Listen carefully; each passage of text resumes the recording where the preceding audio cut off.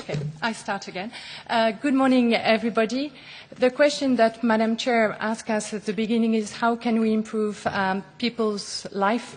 Well, one way to improve it is job quality, and that's exactly what the report, if you read it, will show you. This is one way to improve people's quality of life, and the evidence is multifold. I'm very proud to present to you the results of the 6th European Working Conditions Survey. It's the biggest that we've managed to do so far. Biggest in number of countries. We cover EU 28, Norway and Switzerland, as well as the 5 candidate countries. Biggest in the number of interviews. We have 43,850 interviews. And thank you very much to Belgium and Spain and Slovenia who have trusted us, and they've topped up the sample so that they are using the results of the survey at national level as well. And it's the biggest in terms of comparative survey that exists on the world of work. It's a mine full of information, and it's important to focus. We decided for this first report, I don't know how the slides are working. Yeah, okay. If you can go next, please. And next. Okay, that's it. You can see it. Yeah, all right.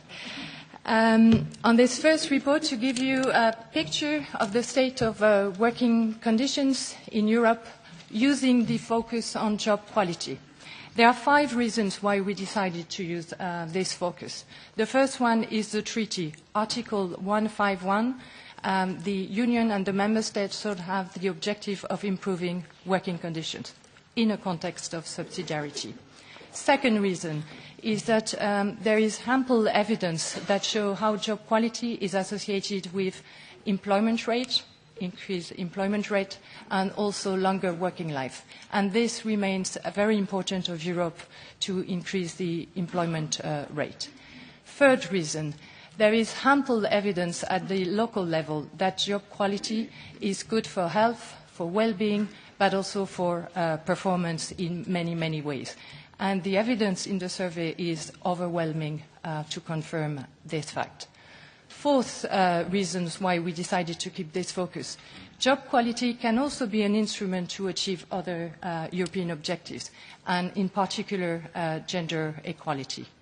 And finally, as we are embarking probably on more changes, as the world of work is more and more changes, it is important to have some type of a guide, a lighthouse, or a light. And job quality can be this instrument by which we can use to monitor our progress and whether or not we are going into the right direction. So we wanted to test this, and here are the results in this respect. What do the survey tell us? It confirms that job quality is multi-dimensional, and what I will try to do in the first series of slides is to show you job quality is not empty, abstract word. It is something concrete for people's life and people work, and it takes different shapes, according to occupations and gender, and it is important to move from the abstract political concept back to the reality and then move up. Second point is that we have developed 7 indices, and for this, thank you very much for Francis Green and his colleague Tarek Mustafa, who has helped us along the side. And each of these 7 indices is associated with a better experience of working life on all dimensions. This is the answer to the question. Third point, there have been some progress on the 4 indices for which we have trend information. Up to you to assess whether they are in line with the investment that we've put and whether they have been sufficient. There have been some progress, but at the same time, on average, the diversity has increased, and we need to look at these issues. Finally, when we try to have a synthetic information on how do jobs in Europe fare in relation to job quality, we find 5 groups of jobs with different profiles. what this means is that there is more at stake than polarization. And the way we answer will affect differently some groups, and it's, we can use this information to design and adapt our policy making. Next slide.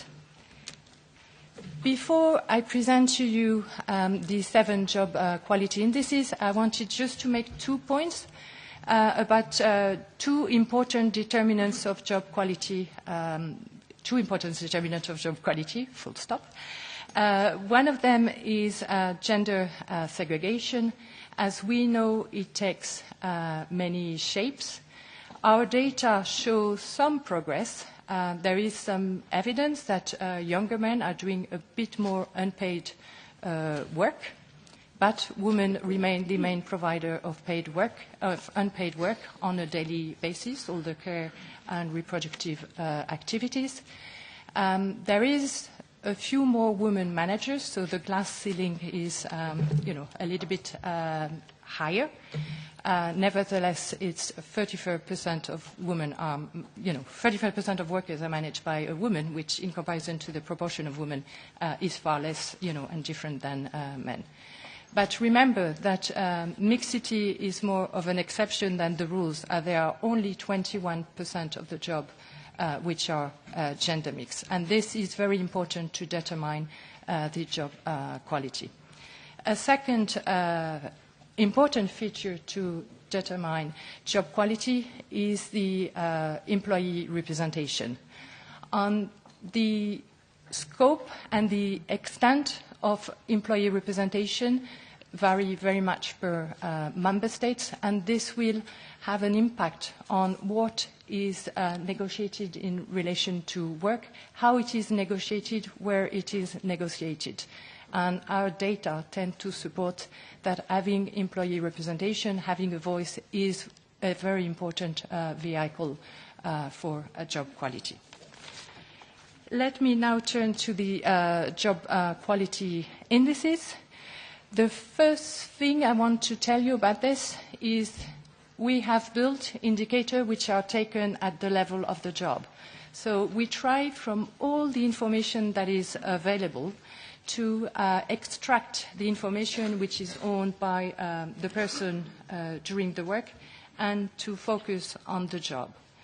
The reason we are focusing on the job is because this is the level where there is a contract between an individual and a company, and this is the level which is regulated. So this is a very important level on which we have a legitimacy and to intervene.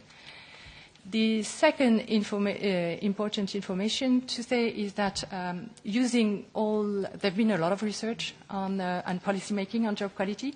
So building on this information, we've tried to gather what mattered, what made a job of quality, and to have some cutoff criteria. We've used findings from epidemiologic studies that have shown that these characteristics of work and employment have a proven causal relationship on health and well-being in a positive or negative way.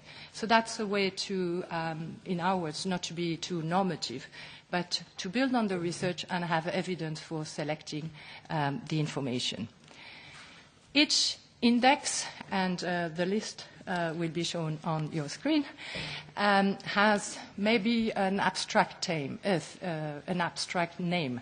But it's important to realize that each of them is based on probably 13 indicators, except for earning. And that's because, people's work present itself in different ways, in different situations, and we always need to move from the abstract to the real. Third information, this is more for you on later slide. The higher the job quality index, the better, except for work intensity. High work intensity is not very good and needs to be balanced. Fourth information and word of advice, some indicators only have positive features.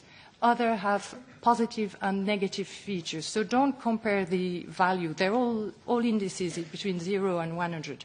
look at one index, and differences on this index rather than compare them all together. So these are 7 indices, and changes over time on this, the next slide, show that there have been, I don't know, next slide coming. Yeah, super, and if you can deliver it. We have trend indices on 4 dimensions, and what our results show is that on average, there have been progress in relation to skills and discretion, and there are a number of reasons for this. More people are using computer work. More people have higher the level of cognitive demands in work has been increasing, and there have been an increase in training provided to people. The second index, working time quality, also shows some improvement, and the main reason for that is the reduction of working hours. Physical environment shown 1-point progress in the last 10 years, and it's mostly for male. For women, it hasn't changed.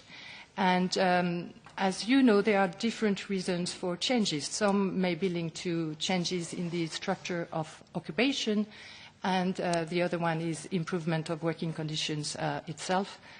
The data tend to suggest that we've had a change in with the crisis in the structure of the occupation, and this would play an important role.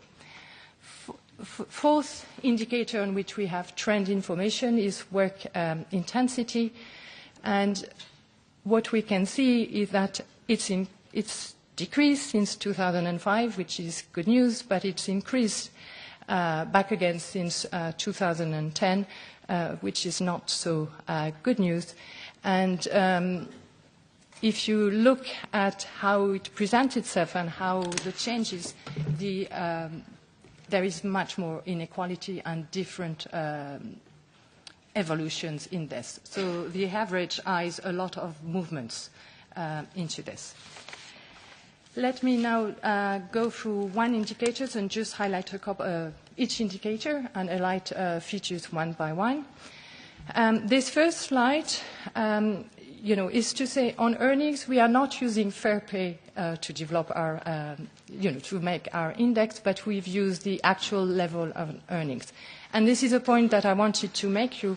In order to develop these job quality indices, we really try to look on the properties of the job that can be observed by an external person, and we try to use objective data.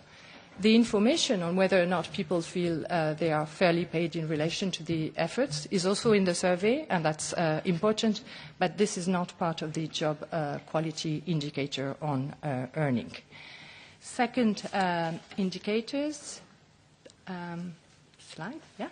Physical environment.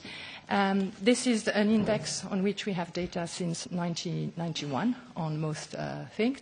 What the data show in the last 10 years is an increase in lifting or moving people, handling infectious materials, handling chemicals, but an increase in some of the other. So an increase in more feminine occupations.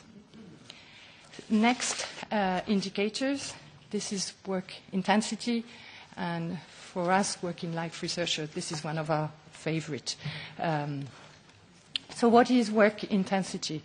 Work intensity happens when we are working faster, when our work has become more dense, there are fewer breaks, and we move from one task to the next one. It happens when we are confronted with different pace setters, and then we have to make a decision, at the end, do I do what is urgent or do I do what is important? And it relies on us, and having margins of maneuver, will help us. Another dimension is invisible to the external people, and that's emotional works. If we can go back one slide, please. And this is important because it's using a lot of our energy, it doesn't see, and that's something important in this context. When we look at how work intensity presents itself by occupations, we can see that plant and machine operators and craft workers have the highest level of quantitative demands. We can see that service workers have the highest level of emotional demands, and we can see that ourselves, professionals and managers, we experience a bit of everything in this dimension. Fourth indicator, working time quality. 2 points I'd like to emphasize. First of all, on average, working hours have continued to decline in Europe. It's a century-long trend. However, what has been increasing is Sunday work, and this has been discussed in this place a couple of times, and what we call the blurring of frontiers. So 22% of workers report that they work in their free times to meet work demands, and on-demand work has also been increasing. 12% of workers report that they work at short notice at times a month. So probably one of the drivers for work-life balance is not so much with the duration, but with the organization of working time and how this is managed. And in Europe, we have a lot of experience on managing, negotiating flexibility. So this is something which we can build upon. Fifth indicator is social environment. In these indicators, we have positive elements, social support from colleagues, from managers. We also have what is called leadership quality, management quality. So to what extent our bosses respect us, help us to do the work, help us to grow and develop. But we also have negative indicators. And on this slide, we present to you what we periodically call adverse social behavior, which are instances of violence at work. Violence at work is reported by 15% of workers, and this is mostly, it takes different shapes, and this is mostly reported in health, public administration, and transport. This subject has been long acknowledged at the European level, and there have been important social dialogue initiative on this. Next slide. This is the big success. Our data show that there have been some improvement in skills on discretion over time. I have to nuance then, however, by first of all highlighting that there remains quite 10% of workers, so that's 21 million of workers, have asked for training but did not get it. Training is given mostly to the most skilled, and training is given to those in the more standard employment relationship. And the duration of training is quite short in general. So it's been an emphasis in European policy since 1991, the law, and there have been progress, but to be considered. Next indicator is prospects. And as we mentioned, this is prospect on the job. Three things maybe to emphasize. First of all, when we ask people, our respondents, are you self-employed or are you an employee? 1% say, I don't know. And we've had to develop and revise the questionnaire to try to get answer to this. This is quite important, I think, as a finding. Second point of view, if you consider the group of self-employed without employees, we have seen developments in this group.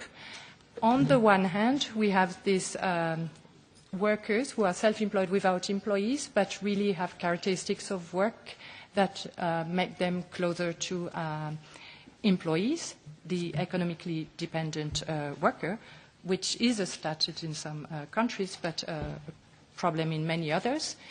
On the other hand of the spectrum, we have self-employed without employees who report that they work for themselves, they have very little hours, very little earnings, and this is a group that we need to probably isolate and look at.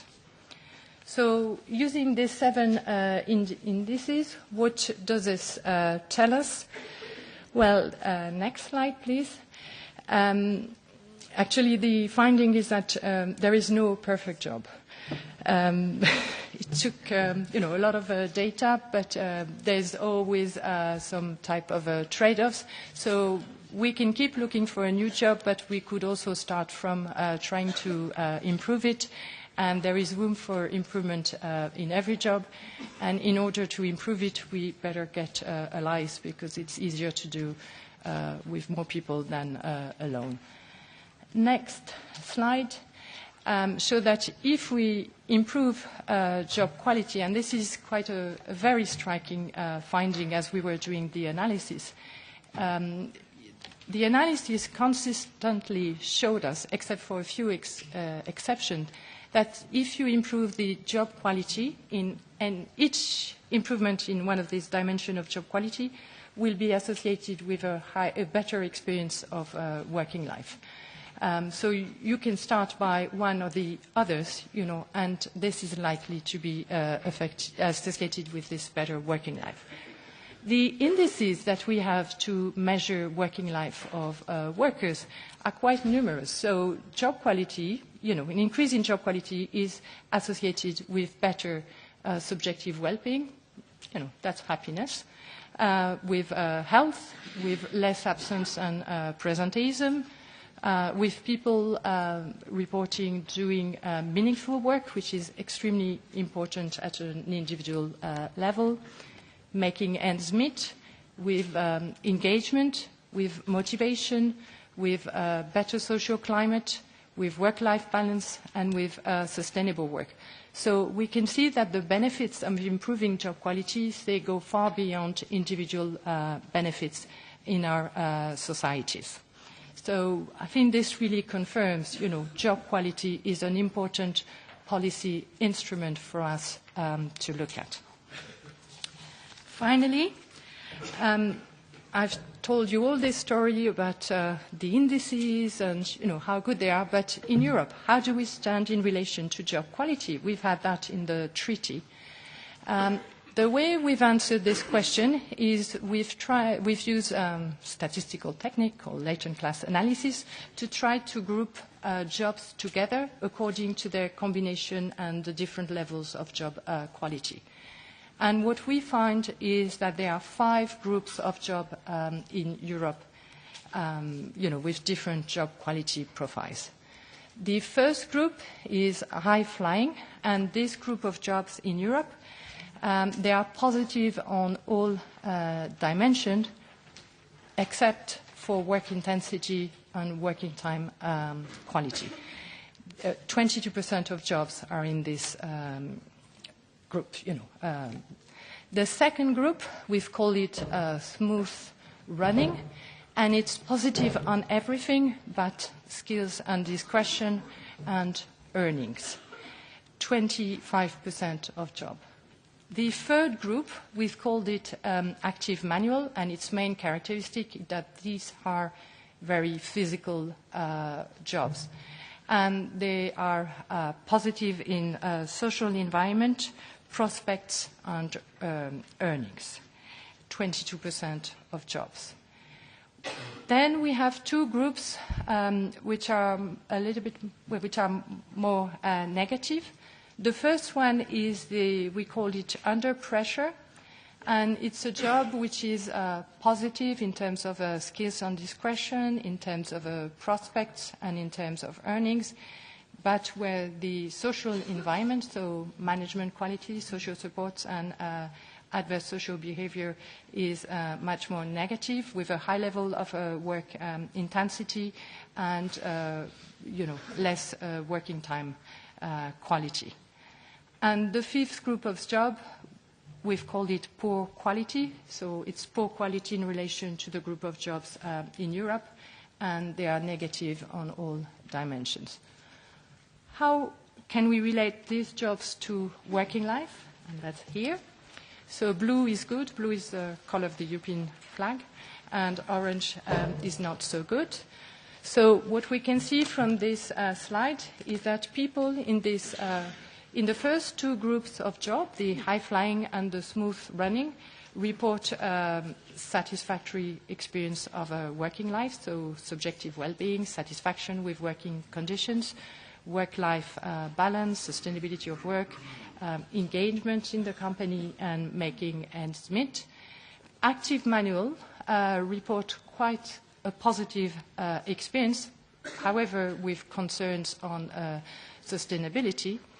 And the other two groups report a poor experience on working life. So this is quite an important information to have, because according to the policy that we managed to develop, and this will have a different experience, this is likely to have a different impact on different jobs and different group of people, and to affect our other objectives of competitiveness and engagement. So to sum up, and I'll be on my time, let's remember that occupation and gender play an important role in determining gender. There are inequalities, and structural change at play will matter. National policies and practices can make a difference, and we can learn from one another. Job quality is really an instrument associated with a positive working life experience. It's not, we can discuss about the direction of causality and all of that, but once, we can enter into this virtuous circle. And this is very important for us in Europe to find all this compromise and, learn how we can get into this win-win, positive compromise. The benefits of job quality go beyond benefits to the individuals. I've said it many times, but it's important. The different profiles call for, different package of policy answers. So how we will, according to what we agree to do, this will have a different impact, and we can use, maybe one should use this information to try to anticipate how to support better, people's working life. Each job quality dimension can be improved through workplace practices and policies, and employee representation is a very important vehicle and a very important way to achieve better job quality. And finally, we really believe that it is important to keep monitoring job quality in Europe and across the world. We're talking a lot about digitalization and globalization, and I think having this type of policy instrument to help us assess our progress from our research perspective could be useful. So thank you very much for your attention.